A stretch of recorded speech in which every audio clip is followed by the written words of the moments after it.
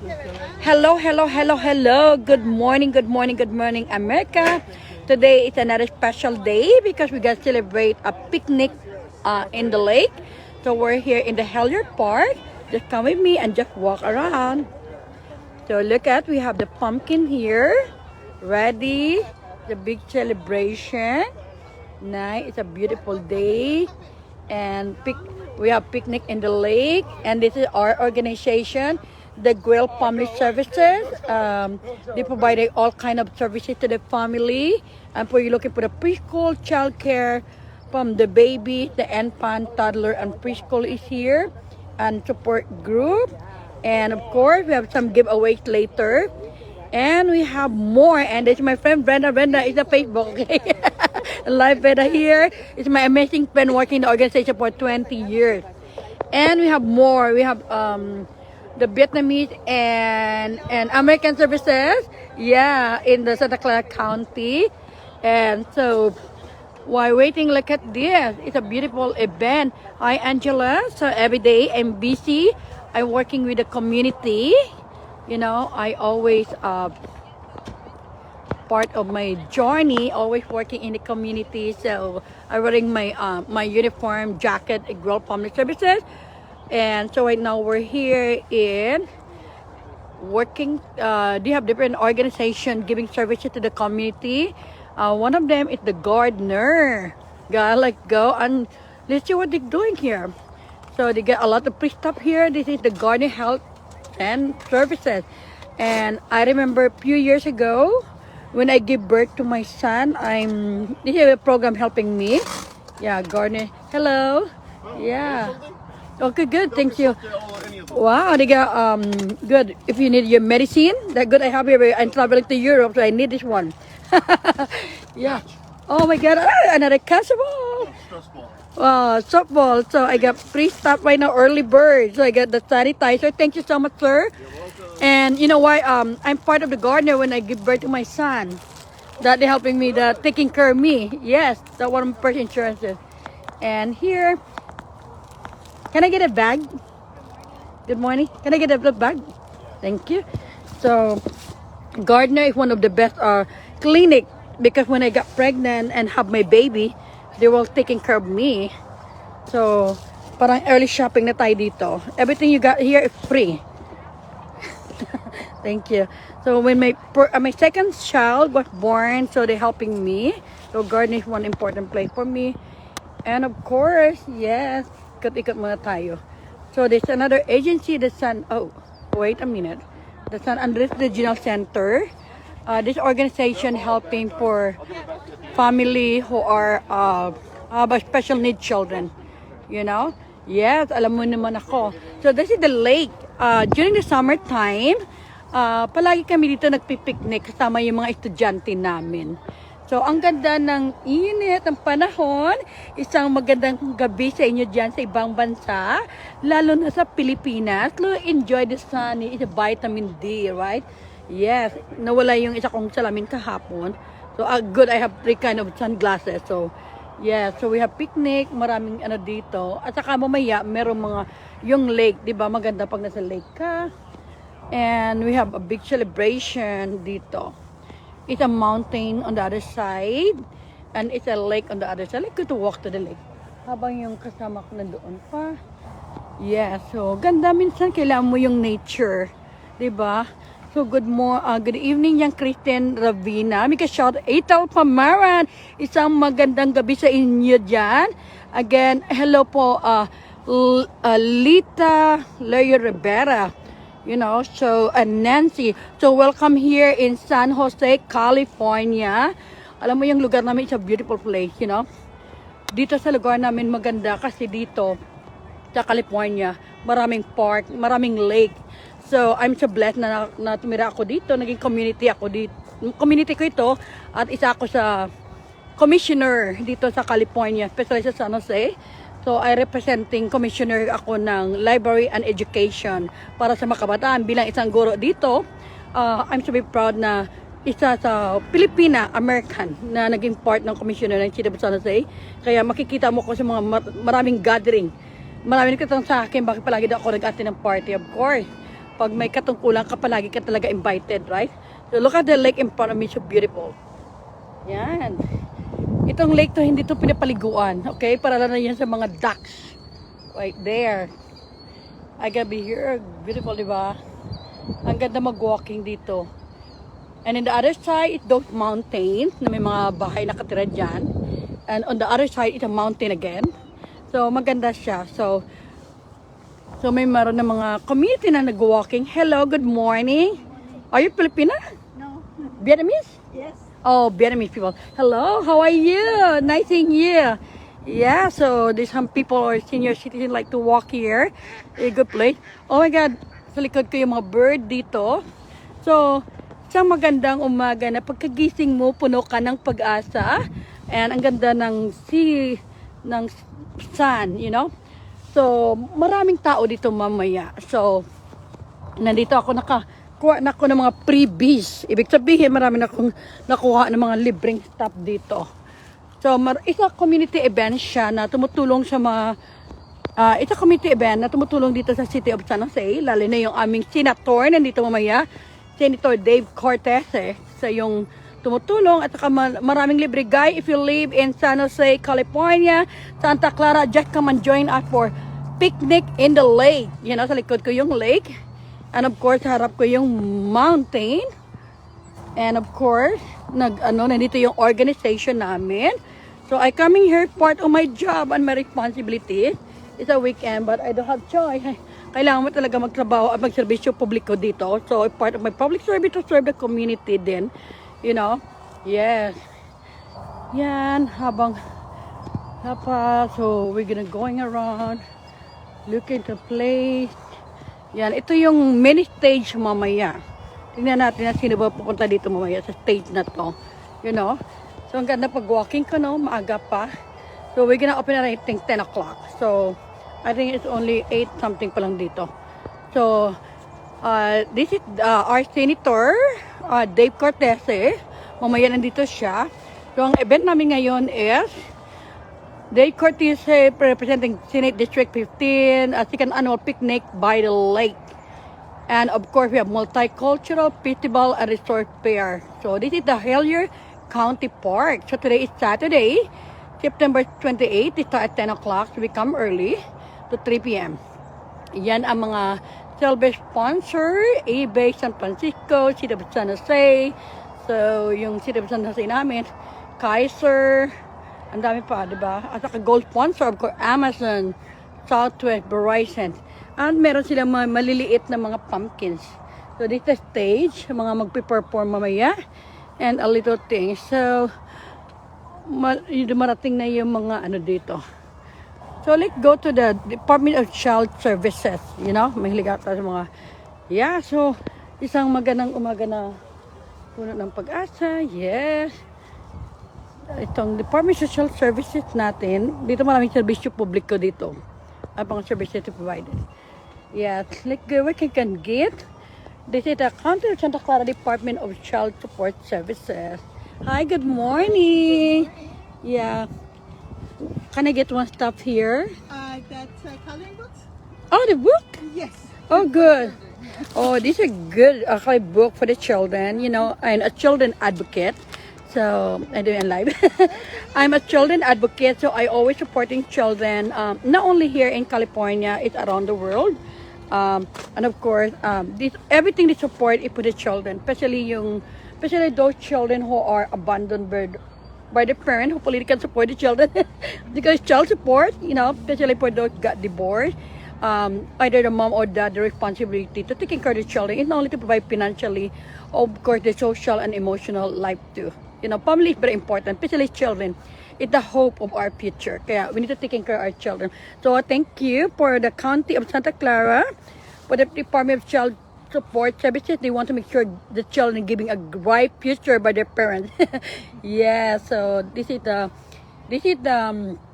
giving information to the community that here in California, they're helping people that if the parent got divorced, make sure both parents are responsible to provide not only physically, emotionally support, financially, it's very important.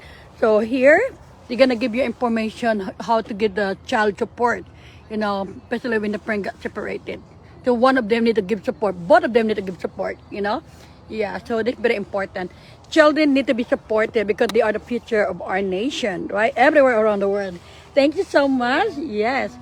So we have more services we can get later on. I know people talk, not here yet. So I'm the early beef person. Let's see what we're gonna get here. Okay, so marami tayong matutunan sa araw na to at marami tayong malalaman dito. And what is organization is this? Oh, this I'm to be proud to see mabuhay tayong mga Filipino Association Worker and Immigrant. So bilang isang Pilipino, I'm so proud makita ko mga kababayan nating mga Pilipino. Are you born here, guys? Hindi po. Ay, hindi. Okay. Mga Pilipino talaga sila. Pinanganak ng Pilipinas. Yes. Yes, I'm so nagla-live ako. Ito pala mga, I'm so proud to say si mga kababayan ng PAWI. Actually, yung PAWI isa sa the best organization, especially sa mga kabataan, na yung sinabi ko kanina, yung ang tunay na pag-asa ay sa mga kabataan sa ngayong henerasyon dahil sila nagbibigay ng pag-asa, inspirasyon at sila nagbibigay ng karapatan natin na tulungan at suportahan natin. So I'm proud nandito ang ating mga kababayan, lalo na sa mga magaganda at gwapong kabataan na nandito. Pwede ba ano ko kayo? Yeah? Okay. So I want there. I'm proud na mga Pilipino sila, of course, nandito sa Amerika na pinaglaban ang karapatan ng mga workers, ibig sabihin mga at saka mga immigrant na katulad ko, you know, natin. So, if you are not part of this organization, you're highly recommended. Filipino Association of Worker and Immigrants South Bay. So, taga South Bay din ako because I live here in San Jose, California. So, guys, meron silang mga resource information na pwede nating, you know, mapag-aralan. Sorry, pasensya na po. Oo. Yeah, so thank you so much sa inyo, sa mga ginagawa nyo, kasi malaking tulong sa ating mga kababayan. So I'm so happy isang magandang umaga nakita ko ang ating mga kababayan dito sa Amerika, lalo na sa San Jose. Thank you, good luck. Yes. So, wow, naka-inspired. Makita mo yung mga kabataan ngayon, you know, na sila ang tunay na pag-asa ng ating bayan, lalo na dito sa Amerika, na makita mo na sila mismo may sarili ding organization to help. And Lito, California, so marami pa mga organization, you know, hindi pa dumating kasi darating pa lang sila. Nauna lang ako. So thank you for joining with me and let's go to the public health, you know. So this is Santa Clara Public Health, and of course, they're always providing services, and of course, if you don't have food, they provide food for the community for free. And can I get the COVID test? Yeah. And they provided a COVID test for free. Thank you. Are you giving me 3? Wow, I got free na. 3 na yung COVID test na kuha ko. Yeah. Dito pinamigay lang. So I'm so blessed. No? You see, parang early morning nag-grocery na ako dito. All the free stuff here in the community. Yeah, meron akong bag. Diba? Ang ganda. Pag ganyan. Maga ako nakapag-shopping dito. So, oh, thank you so much. Okay, public health. Okay. Okay, in English. Okay, yeah, because I need it. I'm working in a community too. Yeah, so, ang ganda. Marang maga para nag-shopping na ako kagad. You know, bit-bit ko na marami na akong bit-bit dito ng mga dala ko. Na nakapagkuha tayo ng mga libreng mga services. So, again, ito makikita mo sa harap ko yung mga kabataan na mga volunteers na nandito, they're supporting, you know, for the community. At saka yung mga pumpkins, so that is free. Kasi it's fall na dito, so it's free yan. Mamaya pamimigay sa mga kabataan, sa mga bata. And of course, yung mga kailangan magboto registration right here. County of Santa Clara, so I'm a US citizen. So, being a US citizen, you need to vote, okay? Yeah, hello. Good morning. Good morning. So, for those who are turning 18 years old, it's time to vote. And this is our mayor here, Mayor Matt Mahan. Actually, kasama ko siya kahapon. And of course, my favorite District 3, Omar Torres. Those are City Council and the Mayor of San Jose, California. And of course, we can get a free stop here. The good thing when you're coming, so I can give one here. Oh wow, that's a feature. So very important to vote, guys. If you are US citizen here, you come and vote. You know, election is coming around the corner, November 5.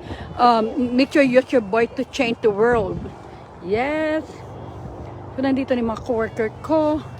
Yeah, there's more thing to go. Oh, I'm gonna go. Meron ako nakitang LGBT. Okay, na-excited ako nito.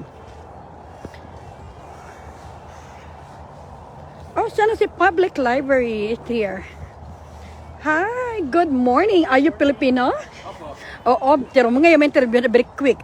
Kung ano bang pinaglaban natin ng mga LGBTQ, okay? Pwede kita may quick lang. Ano masasabi mo sa ating mga kababayan sa advocacy na ginagawa mo? Okay, I show you. Tagalog po. Oh, Tagalog, mas mabaganda. Sige, so ako po si Saldi Suriben. Pangalan ko po Saldi Suriben. Ang pronoun ko is he, him, his. Ako po ay nagtatrabaho sa Office of LGBT Affairs in Santa Clara County. Wow. Ang ginagawa po namin is, what we do is we help create programs, create policies to help the LGBTQ community here in Santa Clara County. How you can invite them to join you if they live in Santa Clara County? How you invite them to be part of the team or volunteer? Anong... Currently, we don't have any volunteer opportunities. However, you know, come to one of our programs, come to our listening forums. Which we do is we basically invite all of the communities, the LGBT community, to learn about the needs and services to help the LGBT community here in Santa Clara County. But if you would like to find out more about our office, come to dsj.sec.gov.org. Come check us out. Oh, thank you so much. So, makita mo yung mga Pilipino, hindi lang sa ibang bansa, lalo sa Amerika na may advokasya talaga tumulong sa ating kapwa. Lalo sa mga LGBTQ natin kasi marami din akong kaibigan ganyan, lalo na sa brother ko rin. So, I'm proud na hindi nila kinakahiya kung ano at meron sila. They're proud for who they are at saka proud din tayo na tumutulong sila sa ating mga kababayan. Hindi lang sa kapwang Pilipino kundi sa iba-iba pang mga lahi dito sa Amerika. Thank you so much. I really appreciate you for giving this time. Okay?